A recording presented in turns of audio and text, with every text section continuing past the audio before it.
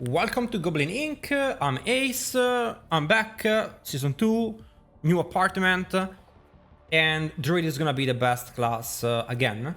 So let's go over everything related to Druid and why now it's the best class in the game. It was already the best class before, some things got nerfed, other things are now overpowered.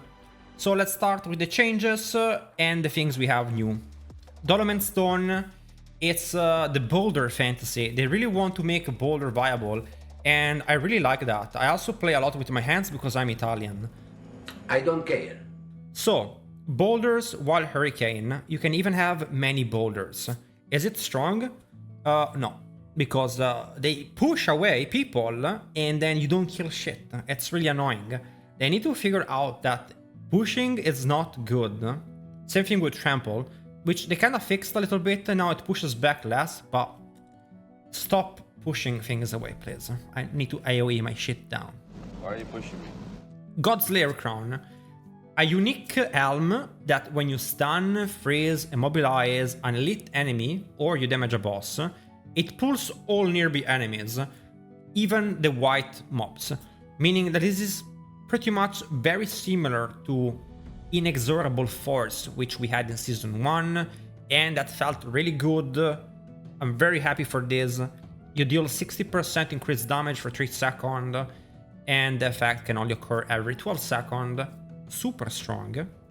Now we have Flicker Step, which very strong, also has really good stats, especially because it has close damage reduction. This kinda is a nerf for us, because we used to be the only class with good damage reduction on boots, aka armor while in werewolf form, but now I think a lot of people are gonna use these boots. So, Flicker Step. You get 10-second cooldown off your ultimate. There is also a Vampiric power, I believe, which reduces the cooldown of your ultimate. It's called Anticipation, by 20%, and then also your ultimate skill gains 12% increased damage for each nearby enemy affected by damage over time effect. This could be really powerful with something like Lacerate or Cataclysm as your main source of damage even, or a huge chunk of your damage, and it could be potentially be a really good boss killer with Lacerate. Now, T-Bolt will, I hope it's the right name, you deal 40% increased damage with his pants while you're unstoppable, Bulwark. And when you become unstoppable, you also gain 50 of your primary resource. Potentially, it was really powerful with the Boulder, but I'm thinking Tornado, a Tornado build with having Earth and Bulwark as your main defense and also some damage could be incredibly powerful now. Also other things, like maybe a Melted Heart of Zillig and just keep generating mana in various ways and be very defensive about it. Soul Brand, it's unique generic chest. Your healing potion do not heal anymore and they give you a shield.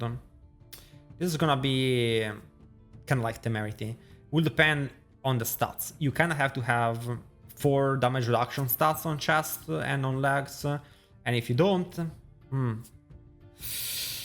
well, item kind of trash, but you do gain a 20% damage reduction while you have a barrier, which is good. We have the Banished Lord Talisman, which after you spend 300 resources, your next core skill is guaranteed to overpower, and your critical strikes with overpower now deal 120% increased damage. That's good. Also, overpower got changed. We're gonna talk about it later. I think it's gonna be bear season. I think Pulverize might be really OP. There's a lot of things you can do with Pulverize. There's gonna be some. Oh my god. There's so many interactions this set for Druid. There has to be a bunch of OP shit to discover. It's like infinite build you can make now. We have Romite Aspect. After you hit 15 enemies with your Werebear skill, your next Werebear skill will now deal 50% multiplicative damage and stun the enemies, which will enable a bunch of other stuff. Man, there's really gonna be infinite theory crafting to do this this season. It's gonna be fun. Also, another good reason to play Druid, you always have more builds to play. A lot of work for me, but a lot of fun as well. Okay, this is all for aspect and unique items. We're gonna now talk about Glyphs. Okay, execution for every 5 willpower, hold on, 40% pretty much more damage. And additional bonus, enemies take 20% more damage from you when they're damaged by lightning bolts or dancing bolts. And this is purely 40% damage to buff lightning bolts and dancing bolts. And you're asking, what are they? They are a lot of your passive on the talents. For example, I'm going to show them, like Charged Atmosphere and also Bad Omen, which produce lightning bolts. But if you're asking what are the dancing ones, that's an aspect for Lightning Storm, which is called its Lightning Dancer aspect. Here it is. So let's keep going. And I think that actually could make Lightning Storm a respectable build, because it's gonna give it some serious, with the lightning bolts from also some of the aspects, serious single target damage. I think, man, it could be fucking viable, not gonna lie. Kinda like this. So we have Tectonic for every 5 dexterity purchased within range. Earth skills gain 15% pretty much. Critical strike damage, which is now additive, so it's not a huge value, but additional bonus, 15% lucky hit chance. I think now Grizzly Rage has 0 cooldown pretty much because of other things. I do not think we're gonna be needing lucky hit chance, but there could be some lucky hit stuff to do. You lose 10% damage reduction usually on a passive like this. And yeah, I don't think lucky hit chance makes up for 10% DR. So probably not very good. Now, this is it for Paragon. Let's go over instead the uniques. We now got some changes to the uniques. We're gonna talk about them, and then we're gonna talk about Uber uniques and new uniques. So the Butcher Cleaver now has a better affix, 160% damage. There could be something to do because there is some vampiric powers that interact with Butcher's Cleaver. We're gonna talk about it later.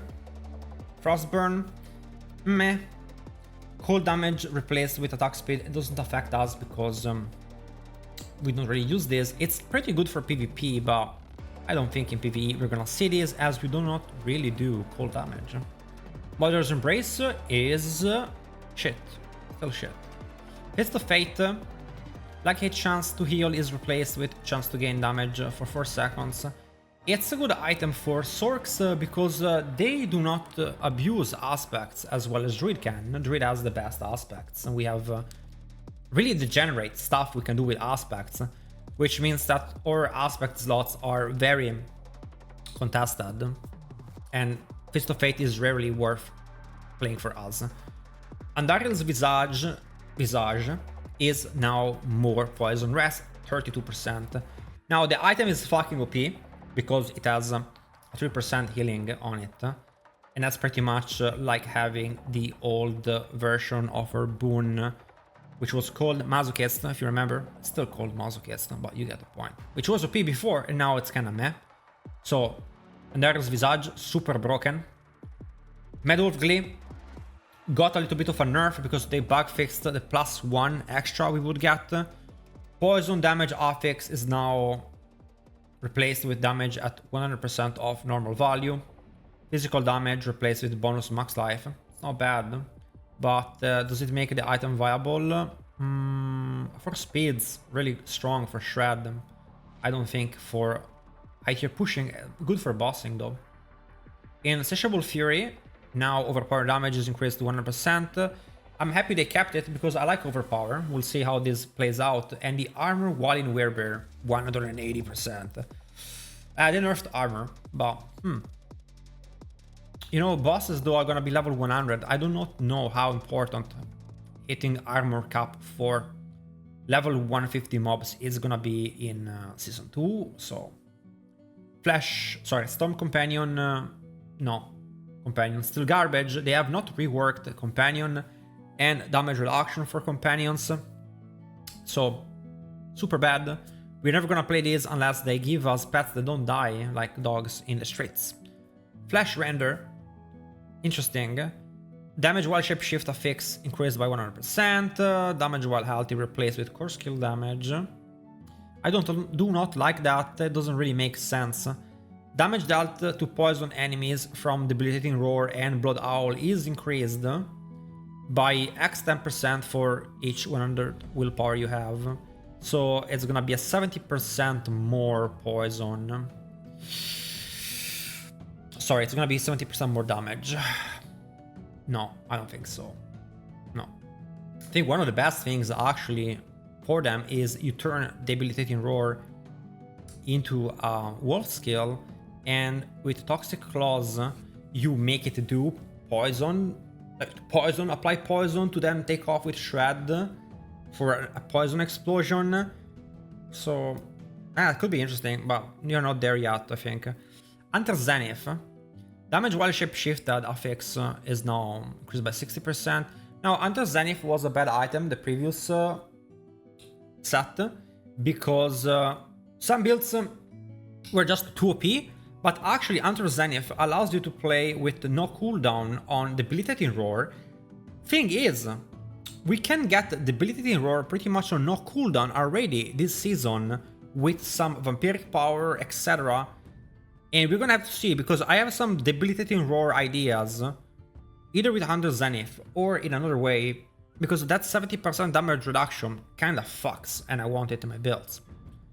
So we have Critical Strike damage with Wolf skills replaced with Critical Strike chance. Wow, whew, that's a good one. This item now is not bad. Overpower damage with Bear skills is now bonus ranks to the heightened senses passive, which is, I believe, 4% damage. Sorry, 5% damage. Not bad. Not bad. Now we're gonna talk about the fact that we do get Uber Uniques and changes to them, what they mean for the builds. The first one, Harley Quinn Crest.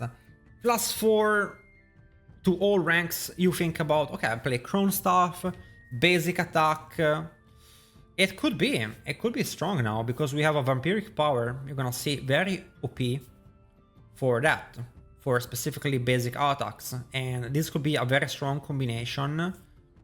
On top of that, it could be also part of the things we need to have no cooldown on Debilitating Roar. Druid is gonna have so many crazy things. That's gonna be so much story crafting, so much fun though.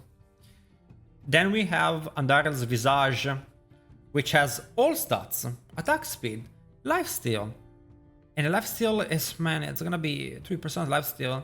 I am a bit afraid that the lifesteal is so OP, you cannot die with it. You don't really have to play low life.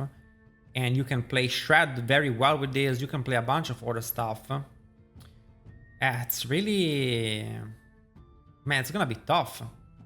It's gonna be really tough to not play Andarel Visage in so many builds. Next, we have a Havarion Spear of Lycander, which is kinda the Headhunter of Diablo 4, but Headhunter is just so much better. The spear has critical strike chance, attack speed, chance to stun, damage. So 2 good stats, 2 garbage stats. But now honestly damage isn't that bad. And then for 2 aspect slots, 2, you gain a random shrine effect for 10 or 20 seconds after killing an elite. So you have 10 seconds when you don't have anything. I don't think so. I think 2 aspects for us is just not worth it, but very fun item to play, I think. Ring of the Starless Skies. Lucky hit chance, crit damage, core skill damage. It's a pretty good item, especially because now core skill damage is good. It's not multiplicative, but neither is vulnerable damage, so, fuck them. It has crit chance, crit damage, lucky hit. Each consecutive core skill, pretty much you get 40% cost reduction on core skills, which, could be strong for a build with like tornadoes, for example. Something maybe tornado plus bulwark. It could work really well. It could be something that is really mana hungry. Maybe even with pulverize, it could be very powerful. Then we have the Melted Art of Selig. The first thing you think about is Chrome Staff. And, you know, I get mana a lot with my basic attacks. So they're now a shield. It could also work with low life. So you don't need to use barrier for low life. You can use a Melted Heart and use your mana as your shield.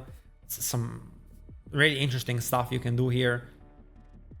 That being said, you do not have damage reduction from injured while using it, but there is more damage reduction while injured from Vampiric powers, and I believe that could be really powerful playing into Melted Heart, but we don't have a great way to abuse this as Necro with their bone skills. Now we're gonna talk about some of the new unique. T-Bolt's will 40% damage if you're unstoppable for 4 seconds, and you gain 50 primary resource. It's pretty powerful, honestly. It's 40%. That's a lot. We're gonna have to see if it is X damage or if it is additive. If it's additive, it's bad. Multiplicative, very fucking strong. And possibly playable if the stats are good. The 50 primary resources could be very powerful for a variety of builds like Pulverize or anything with tornadoes, etc. We have Soul Brand. Your healing potion will give you barrier, and if you have a barrier you get damage reduction. No, because I can get the barrier bonus on chest, I can get the R, and this is just never gonna be the same. It's never gonna give me the same value of rare chest. We have Tacets of the Dying Sky. When you take damage from non-physical damage type, you gain more resistances. Super trash. Then we have Banished Lord Talisman, that when you spend 300 resources, you guarantee overpower. And critical strikes, if it happens, deal 120% increased damage. Is this an X multiplier? Could be extremely powerful. Again, bear skills, a lot of overpower mechanics that we have, a lot of ways to guarantee overpower. It could be very strong to play overpower this set 2. Sorry, season 2. To stay in the topic of overpower, we can talk about damage bucket update.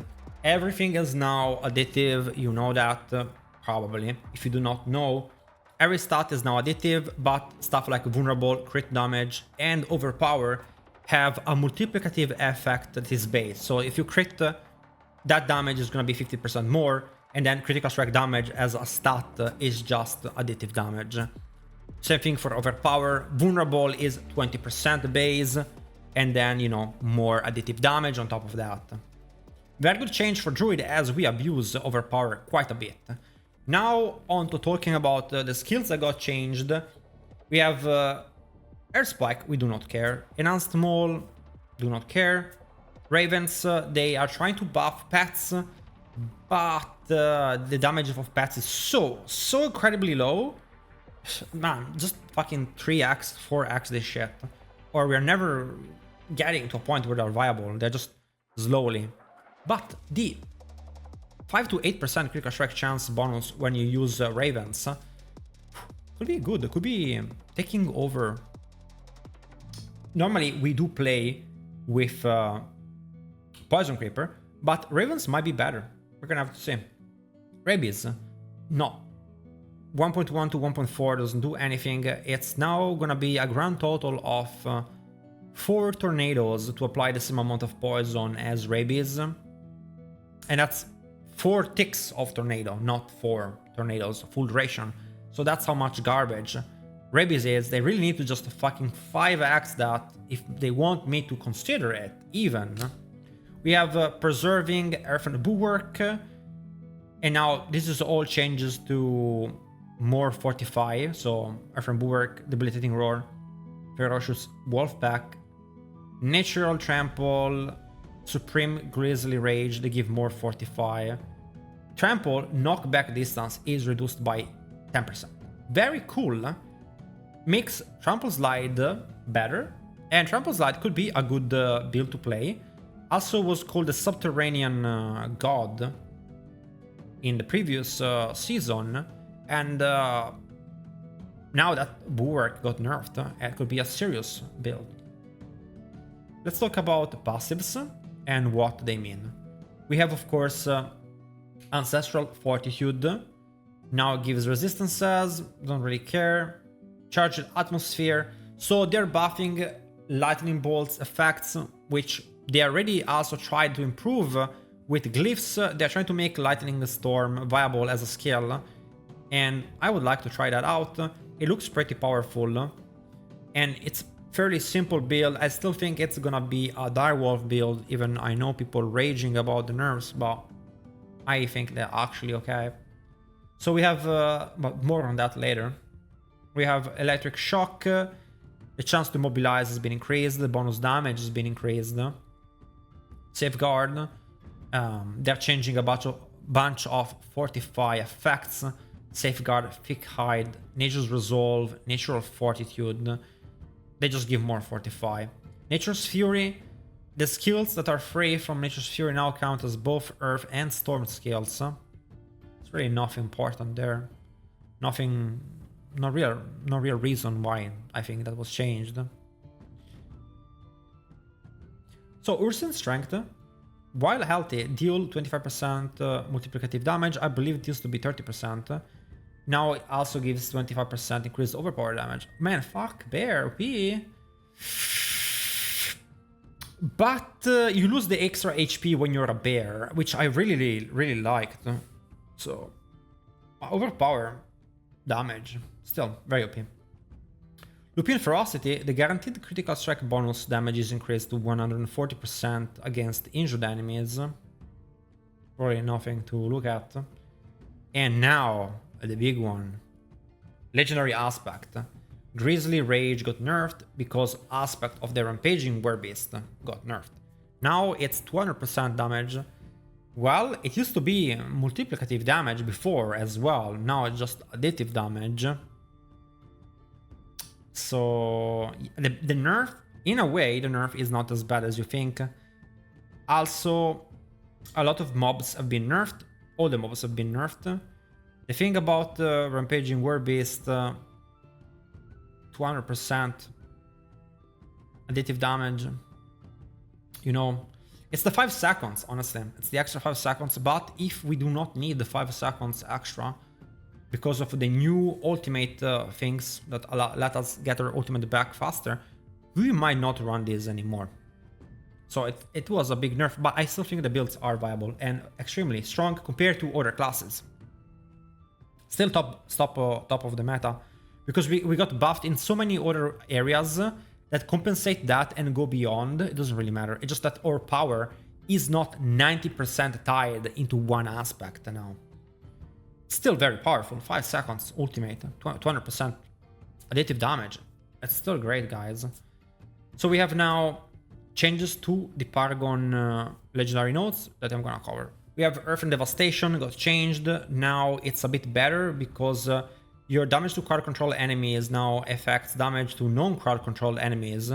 They maybe realized that we removed this type of thing from our builds because it was not strong against bosses and too, how you say, situational, not worth it.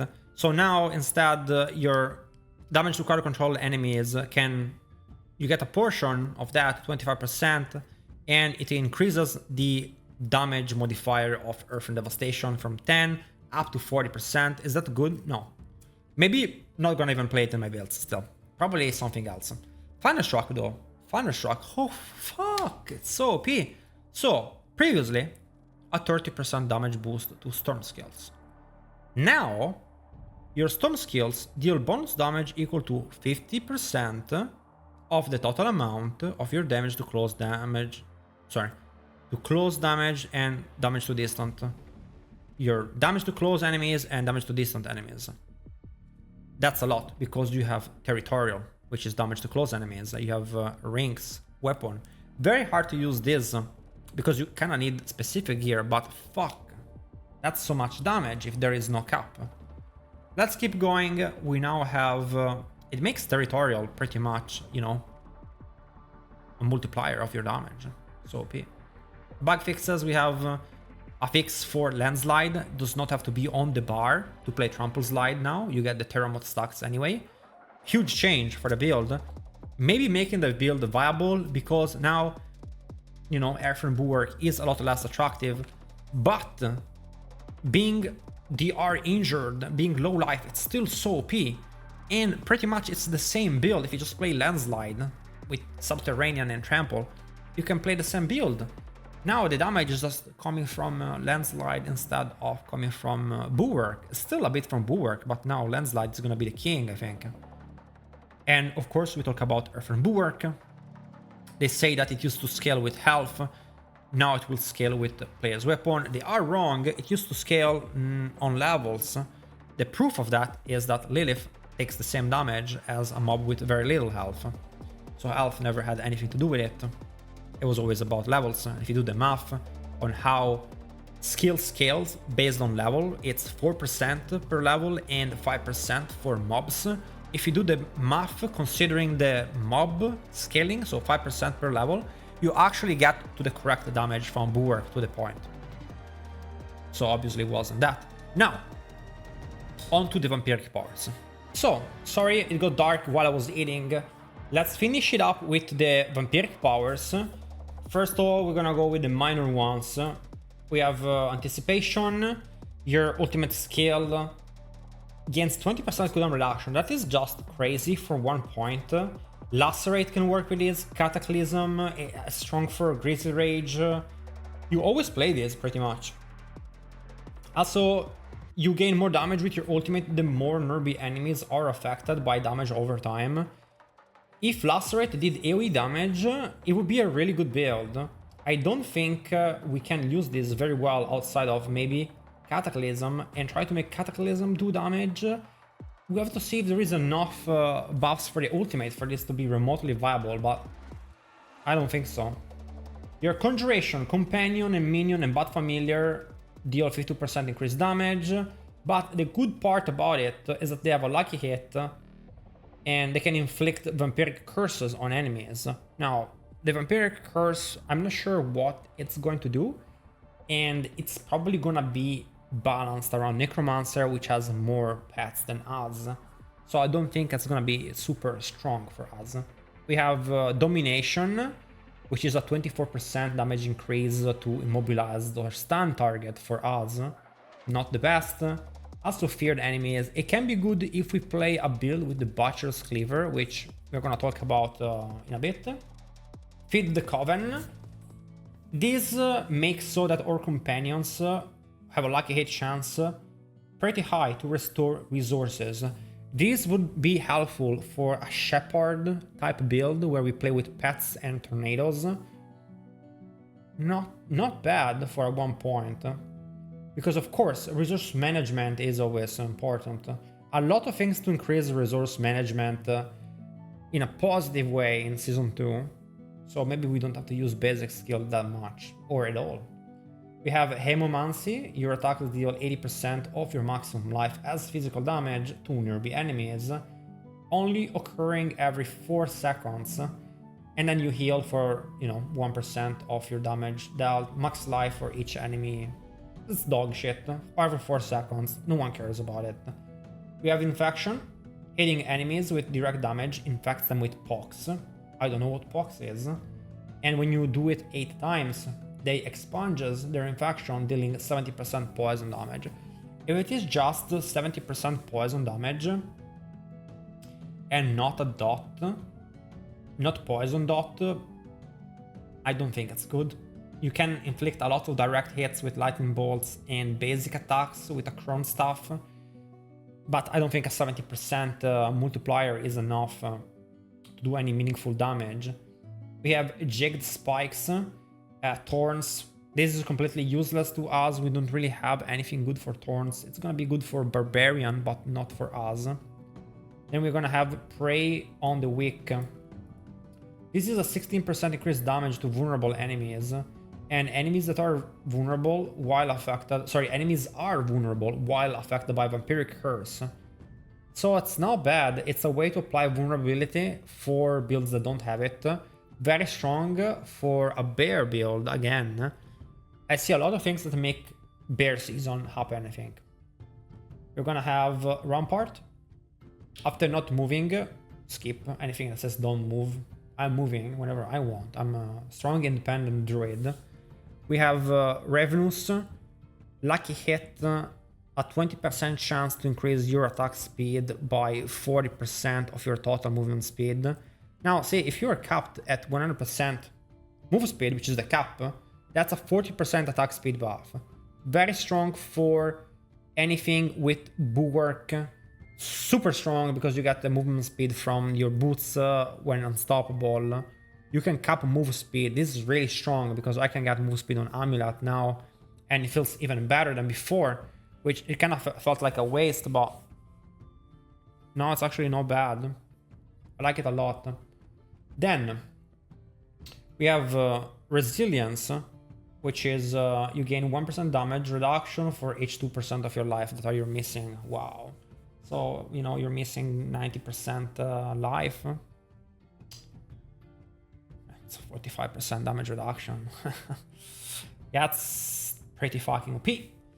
So I think we're gonna see quite a bit of low life builds again.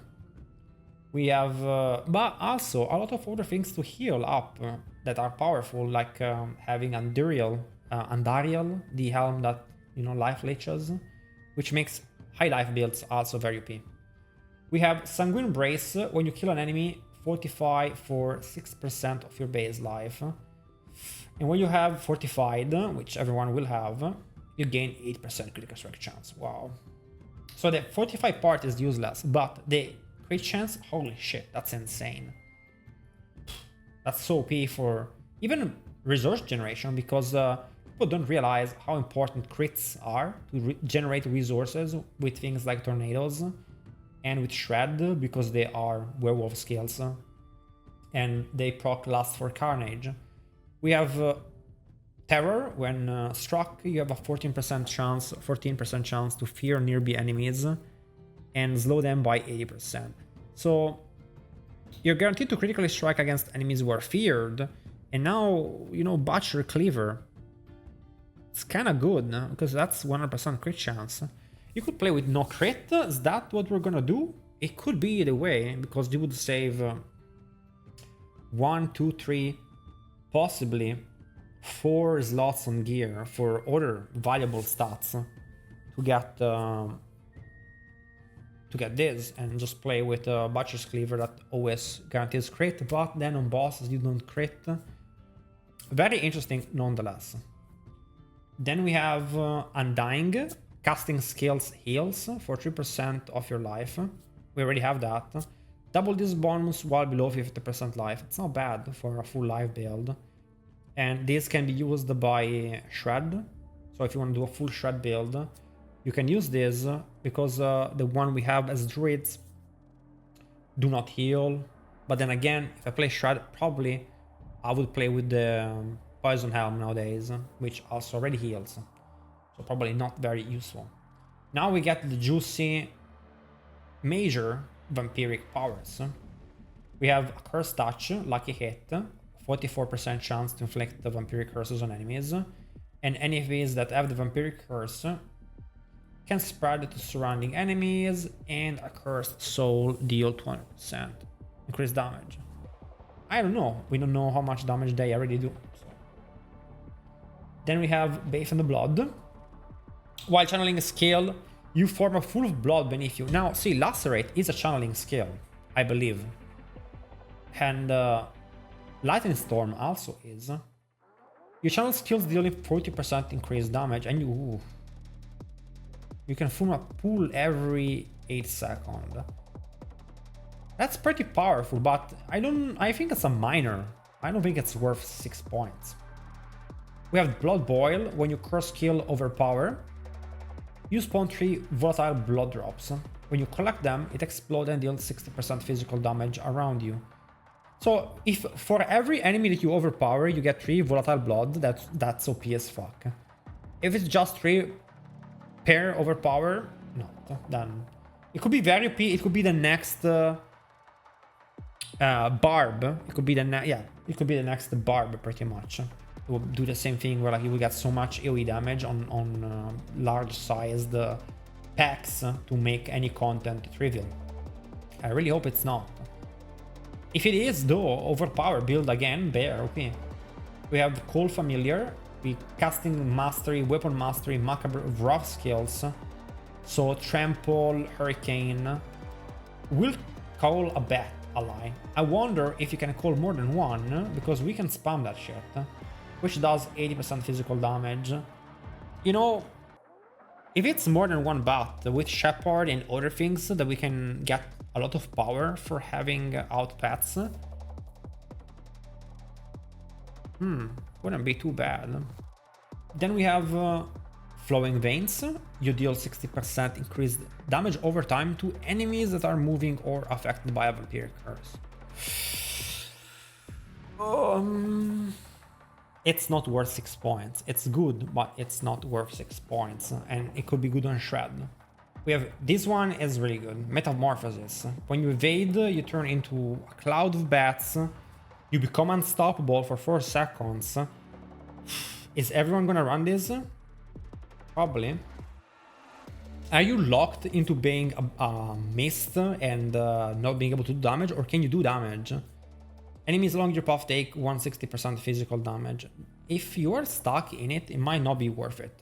But it's unstoppable on command. It could be really powerful and maybe even needed for builds like, let's say you're playing Direwolf, like a Wolf NATO build. You might want to play that. We have Moonrise. Hitting an enemy with basic skill grants you 4% attack speed for 10 seconds, stack up 5 times. That's really OP, it's 20% attack speed, and at maximum stack, you gain 160% basic skill damage and 50% movement speed. And if you remember, when your movement speed capped, you can get 40% extra attack speed. We get so many shields. It could be a basic attack build plus overcharged and plus bulwark explosions at the same time together, playing with a shackle, because we get +4 on all skills. You get more shield, you get more storm strike, more claw. Very strong. And I believe this is it, guys. Thank you for watching. I think next season is gonna be really interesting, and I'm gonna be making builds for everything, and I will see you guys in game. And always check out in the description my tier list for all the builds that I will prepare. See ya.